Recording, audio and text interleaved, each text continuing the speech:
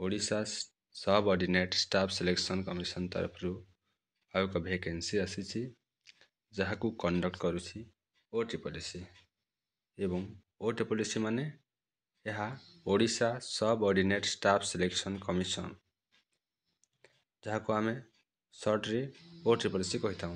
ତ ଏହି ଏକ୍ଜାମକୁ OTPDC conduct କରୁଛି ଏବଂ ଏହାର ଏଇ ଯେଉଁ ଅଛି ଏହା ହେଉଛି ତା'ର ଆଡ଼ଭର୍ଟାଇଜମେଣ୍ଟ ନମ୍ବର ଏବଂ ଏହା ପବ୍ଲିଶ ହେଇଛି 29 ଡିସେମ୍ବର 2023ରେ, ମାନେ 29 ତାରିଖରେ ପବ୍ଲିଶ ହେଇଛି। ପୁଣି ଏହା କେଉଁ କେଉଁ ପୋଷ୍ଟ ପାଇଁ ଭେକେନ୍ସି ଆସି ଦେଖିବା। ଏହା RI ପାଇଁ ଭେକେନ୍ସି ଆସିଛି, ICDS ପାଇଁ ଭେକେନ୍ସି ଆସିଛି, ସୁପରଭାଇଜର ପାଇଁ ଭେକେନ୍ସି ଆସିଛି, ARI ପାଇଁ ଭେକେନ୍ସି ଆସିଛି, ଅମିନ ପାଇଁ ଭେକେନ୍ସି ଆସିଛି ଏବଂ SFS ପାଇଁ ମଧ୍ୟ ଭେକେନ୍ସି ଆସିଛି। ଅନଲାଇନ୍ ରେଜିଷ୍ଟ୍ରେସନର ଷ୍ଟାର୍ଟ ଡେଟ୍ ହେଉଛି 30/12/2023 ଏବଂ ଏହାର ଏଣ୍ଡ ଡେଟ୍ ହେଉଛି 25/1/2024 ଏବଂ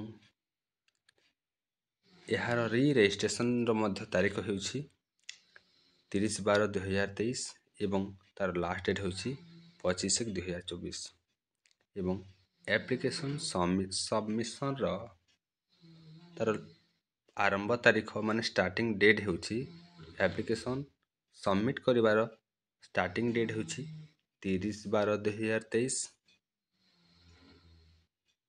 ଏବଂ ଏଇ ଯେଉଁ ତା'ର ଲାଷ୍ଟ ଡେଟ୍ ହେଉଛି 31/1/2024।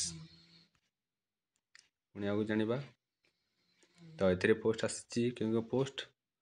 RI, ICDS, ସୁପରଭାଇଜର, ARI, ଅମିନ ଏବଂ SFS। ତାପରେ ଦେଖିବା କେଉଁ କେଉଁ ପୋଷ୍ଟ କେତେ କେତେ ଅଛି ଏବଂ ଏହାର ସ୍କେଲ୍ ଅଫ୍ ପେ କେତେ, ମାନେ ପେ ସ୍କେଲ୍ କେତେ। ଦେଖନ୍ତୁ ଦର୍ଶକ ବନ୍ଧୁ, ଏ ରେଭେନ୍ୟୁ ଇନ୍ସପେକ୍ଟର ପାଇଁ ଆସିଛି।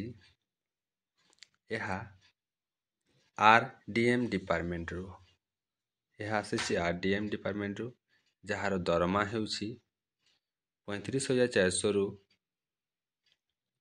112,400 ପର୍ଯ୍ୟନ୍ତ।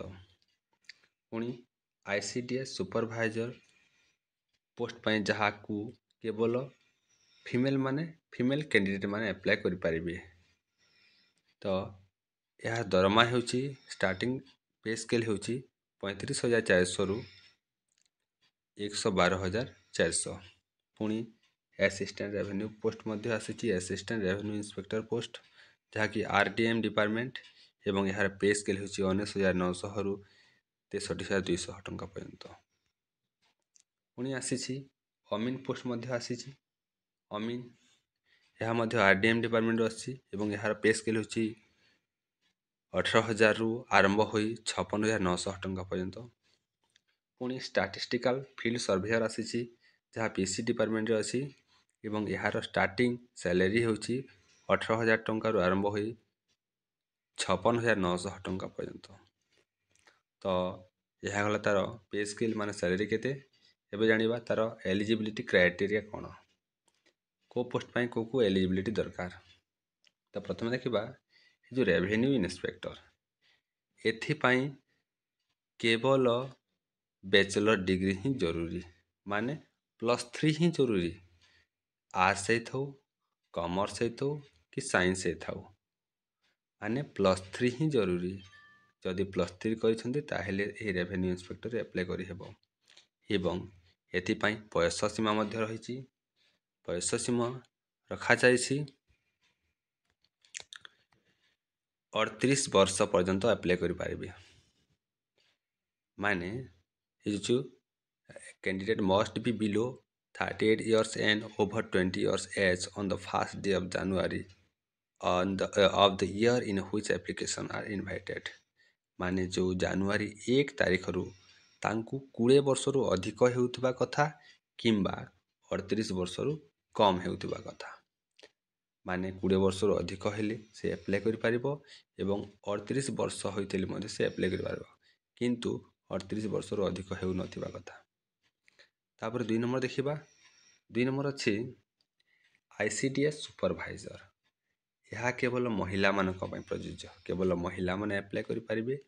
ଏବଂ ଏଥିରେ କେଉଁ କ୍ୱାଲିଫିକେସନ୍ ଦରକାର, ସେ ବ୍ୟାଚଲର ଡିଗ୍ରୀ କରିଥିବା ଉଚିତ, ମାନେ ଆର୍ଟ୍ସରେ ହେଉ କି ସାଇନ୍ସରେ ହେଉ କି କମର୍ସରେ ହେଉ।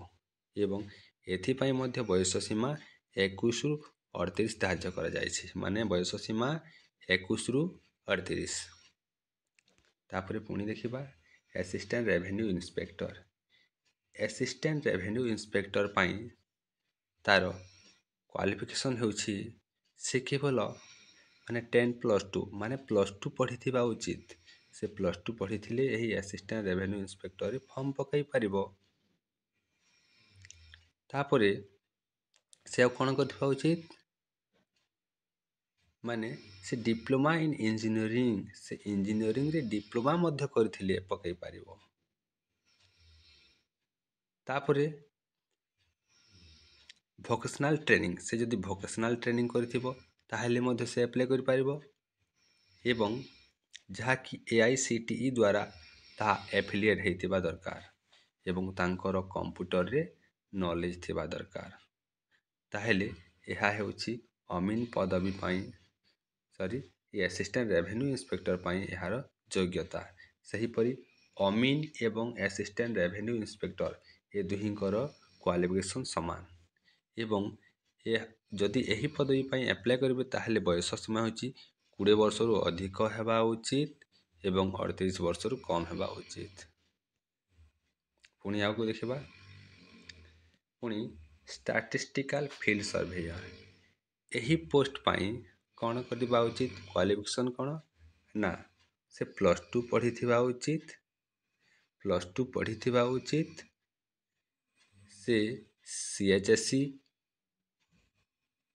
ଥ୍ରୋରେ ହେଉ କି CBSE ପ୍ୟାଟର୍ନର ହେଉ କି CISE ପ୍ୟାଟର୍ନର ହେଉ, ତ ସେ ନିଶ୍ଚିତ ଭାବରେ +2 ପଢ଼ିଥିବା ଉଚିତ, ତାହେଲେ ସେ ଆପ୍ଲାଏ କରିପାରିବ।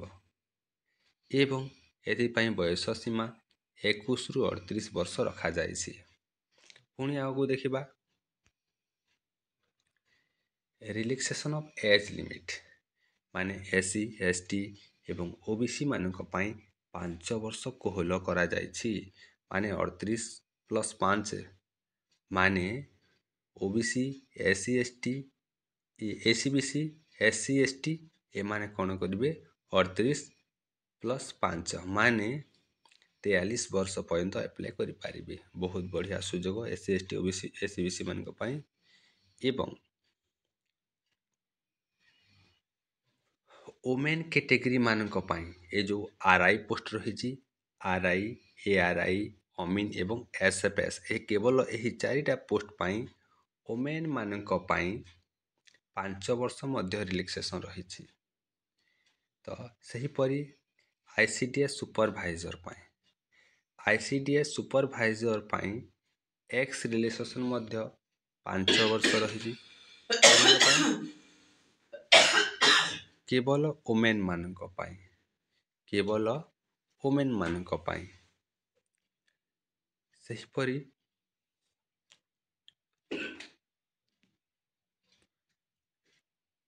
ଅଙ୍ଗନୱାଡ଼ି ୱାର୍କର ମାନଙ୍କ ପାଇଁ ମଧ୍ୟ 5 ବର୍ଷ ରିଲାକ୍ସେସନ୍ ରଖାଯାଇଛି। ଯେଉଁମାନେ ଅଙ୍ଗନୱାଡ଼ି ୱାର୍କରରେ ପକାଇବେ ସେମାନଙ୍କ ପାଇଁ ମଧ୍ୟ 5 ବର୍ଷ ରିଲାକ୍ସେସନ୍ ରଖାଯାଇଛି। ତ କେବଳ ଏହି ICDS ସୁପରଭାଇଜର ପୋଷ୍ଟ ପାଇଁ ପୁଣି 10 ବର୍ଷ ରିଲାକ୍ସେସନ୍ ରହିଛି। କେଉଁମାନଙ୍କ ପାଇଁ, ଫିଜିକାଲ ହ୍ୟାଣ୍ଡିକ୍ୟାପ୍ଟ ବ୍ୟକ୍ତିମାନଙ୍କ ପାଇଁ, ଯେଉଁମାନେ ଶାରୀରିକ ସ୍ତରରେ ଅକ୍ଷମ। ପୁଣି ଏକ୍ସ ସର୍ଭିସମ୍ୟାନ୍ ମାନଙ୍କ ପାଇଁ 5 ବର୍ଷ ରିଲାକ୍ସେସନ୍ ରହିଛି, 5 ବର୍ଷ ରିଲାକ୍ସେସନ୍ ରହିଛି। ଏବଂ କେଉଁ ପୋଷ୍ଟ ପାଇଁ, RI ଏବଂ ICDS ସୁପରଭାଇଜର ପାଇଁ କେବଳ 5 ବର୍ଷ ରହିଛି। କେଉଁମାନଙ୍କ ପାଇଁ, ଏକ୍ସ ସର୍ଭିସମ୍ୟାନ୍ ମାନଙ୍କ ପାଇଁ। ତାପରେ ଅପର ଏଜ୍ ଲିମିଟ୍ ମଧ୍ୟ ରହିଛି। କେଉଁ ପୋଷ୍ଟରେ, ମାନେ ଏକ୍ସ ସର୍ଭିସମ୍ୟାନ୍ ମାନଙ୍କ ପାଇଁ। କେଉଁ ପୋଷ୍ଟ ପାଇଁ, ARI ପୋଷ୍ଟ। ARI ପୋଷ୍ଟ ଏବଂ ଅମିନ୍ ଓ ଏସ୍ଏଫ୍ଏସ୍ ପୋଷ୍ଟ ପାଇଁ ମଧ୍ୟ ଏକ୍ସ ସର୍ଭିସମ୍ୟାନ୍ ମାନଙ୍କ ପାଇଁ ଏଜ୍ ରିଲାକ୍ସେସନ୍ ରହିଛି। ତ ଏହା ଗଲା ଏଜ୍ ରିଲାକ୍ସେସନ୍। ପୁଣି ଆଗକୁ ଦେଖିବା କ'ଣ କ'ଣ ଅଛି। ଏହା ହେଉଛି ତାର କ୍ରାଇଟେରିଆ। ତାପରେ ଅନ୍ୟାନ୍ୟ ଏଲିଜିବିଲିଟି କ୍ରାଇଟେରିଆ। ତାପରେ ଆଗକୁ ଦେଖିବା ଆଉ ଗୋଟିଏ କଥା, ଏଥିପାଇଁ କୌଣସି ଫି ଦେବାକୁ ପଡ଼ିବ ନାହିଁ। ବିଲକୁଲ ଫ୍ରିରେ ଆପ୍ଲାଏ କରିବେ ସମସ୍ତେ। ଏବଂ ଏହି ଆପ୍ଲିକେସନ୍ ପକାଇବାର ଶେଷ ତାରିଖ ହେଉଛି 31/1/2024, ମାନେ 31 ତାରିଖ 1 ମାସ 2024 ଏହାର ଶେଷ ଦିନ। ତାପରେ ନେକ୍ସଟ ଦେଖିବା କିପରି ଆପ୍ଲାଏ କରିବା। ଏଥିପାଇଁ ଆମକୁ ଆପ୍ଲାଏ କରିବାକୁ ପ୍ରଥମେ ରେଜିଷ୍ଟ୍ରେସନ୍ କରିବାକୁ ପଡ଼ିବ, ମାନେ ରେଜିଷ୍ଟର କରିବାକୁ ପଡ଼ିବ। ଯେଉଁମାନେ ପ୍ରଥମେ ଆପ୍ଲାଏ କରୁଥିବେ ପ୍ରଥମ ଥର ପାଇଁ, ସେମାନେ ରେଜିଷ୍ଟରରେ କ୍ଲିକ୍ କରିବେ। ଆଉ ଯେଉଁମାନେ ଅନେକ ଥର ଆପ୍ଲାଏ କରିସାରିଛନ୍ତି ସେମାନେ ରେଜିଷ୍ଟରରେ କ୍ଲିକ୍ କରିବେ। ଏହା ହେଲା ତାର ଆପ୍ଲାଏ ପ୍ରୋସେସ୍। ଏବଂ ଆପ୍ଲାଏ କରାଯିବ www.otripleac.gov.in ଏହି ୱେବସାଇଟ୍ରେ।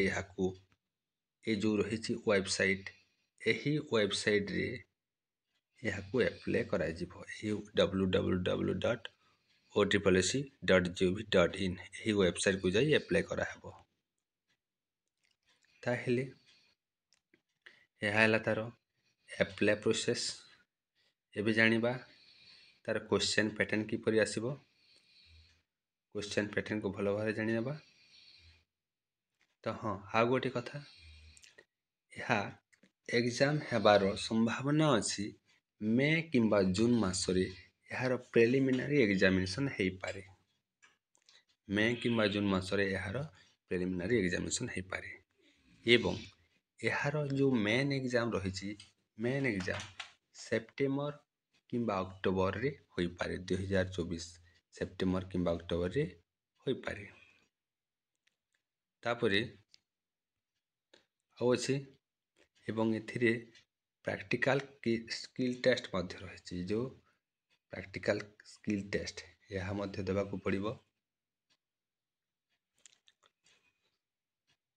ତାପରେ ଆଉ କ'ଣ ଦେଖିବା, ଏହା ହେଉଛି ତାର ଆଡ଼ମିସନ୍ ଲେଟର୍।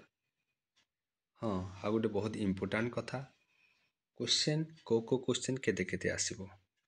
ମାନେ ପେପର୍ ଯେଉଁ ରହିଛି, 1 ପେପର୍ର ଏକ୍ଜାମ୍ ହେବ, ଯାହାକି ମ୍ୟାଥମେଟିକ୍ସ ଆସିବ 20ଟି ପ୍ରଶ୍ନ 20 ମାର୍କ। ଜେନେରାଲ୍ ଷ୍ଟଡି ଆସିବ 20ଟି ପ୍ରଶ୍ନ 20 ମାର୍କ। ଇଂଲିଶ ଆସିବ 20ଟି ପ୍ରଶ୍ନ 20 ମାର୍କ। ଓଡ଼ିଆ ଆସିବ 20ଟି ପ୍ରଶ୍ନ 20 ମାର୍କ। ଲଜିକାଲ୍ ରିଜନିଂ ଆସିବ 20ଟି ପ୍ରଶ୍ନ 20 ମାର୍କ। ପୁଣି ଟୋଟାଲ୍ 100ଟି ପ୍ରଶ୍ନ ପଚାରିବ। 100ଟି ପ୍ରଶ୍ନର ମୂଲ୍ୟ ମାନେ 100 ମାର୍କ। ତାହେଲେ 100 ମାର୍କର ପରୀକ୍ଷା ଦେବାକୁ ପଡ଼ିବ। ତ ଆଉ ଗୋଟେ କଥା, ଯେଉଁମାନେ ପ୍ରିଲିମିନାରୀ ଏକ୍ଜାମିନେସନ୍ରେ ଯେଉଁ ପ୍ରିଲିମିନାରୀ ଏକ୍ଜାମିନେସନ୍ ରହିଛି, ଯେଉଁମାନେ ପ୍ରିଲିମିନାରୀ ଏକ୍ଜାମିନେସନ୍ରେ ସର୍ଟ ଲିଷ୍ଟ ଟେଷ୍ଟ ହେବେ, ଯେମାନଙ୍କୁ ସର୍ଟ ଲିଷ୍ଟ କରାଯିବ, ମାନେ ପ୍ରିଲିମିନାରୀ ଏକ୍ଜାମ୍ରେ ଯେତେ ପାସ୍ କରିଥିବେ, ମାନେ ତାର କେତେ ଗୁଣ ନିଆଯିବ। ମାନେ ପ୍ରିଲିମିନାରୀ ଏକ୍ଜାମିନେସନ୍ରେ ଏହି ମେନ୍ ଏକ୍ଜାମିନେସନ୍ ପାଇଁ ତାର 5 ଗୁଣ ସିଲେକ୍ସନ୍ କରାଯିବ। 5 ଗୁଣ ପିଲାଙ୍କୁ ସିଲେକ୍ସନ୍ କରାଯିବ, ମାନେ ମେନ୍ ଏକ୍ଜାମିନେସନ୍ ପାଇଁ। ପୁଣି ମେନ୍ ଏକ୍ଜାମିନେସନ୍ ହେବ ଏବଂ ମେନ୍ ଏକ୍ଜାମିନେସନ୍ରେ ମଧ୍ୟ ଯେଉଁ ପ୍ରାକ୍ଟିକାଲ୍ ସ୍କିଲ୍ ଟେଷ୍ଟ ରହିଛି, ସେଥିପାଇଁ ମଧ୍ୟ ସିଲେକ୍ସନ୍ ହେବାକୁ ପଡ଼ିବ। ତାପରେ କ'ଣ ଅଛି ଦେଖିବା।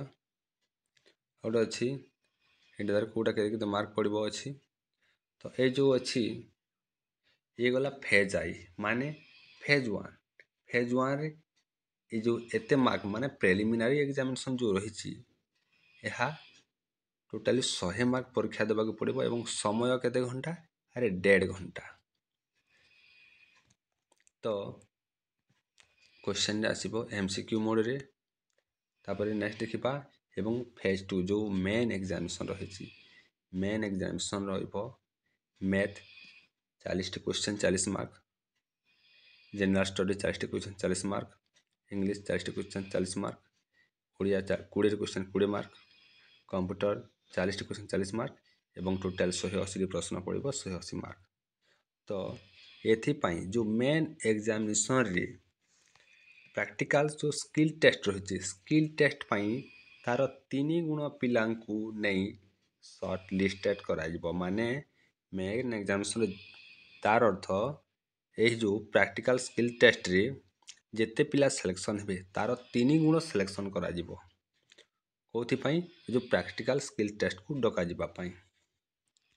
पुणी नेक्स्ट रही प्रैक्टिकल स्किल टेस्ट। जो प्रैक्टिकल स्किल टेस्ट यह होची फाइनल टेस्ट। यह बेसिक प्रैक्टिकल स्किल टेस्ट इन बेसिक कंप्यूटर स्किल। तो कंप्यूटर स्किल को नहीं प्रैक्टिकल स्किल टेस्ट करा मैक्सिमम 50 मार्क परीक्षा करा एवं समय होची 1 घंटा। तो एथिपाई नेगेटिव मार्किंग मध्य रही जो प्रिलिमिनारी एवं मेन एग्जामिनेशन रही। तो एथिपाई नेगेटिव मार्क हेबो जोटा कि 1/3 मार्क कटिबो माने 0.33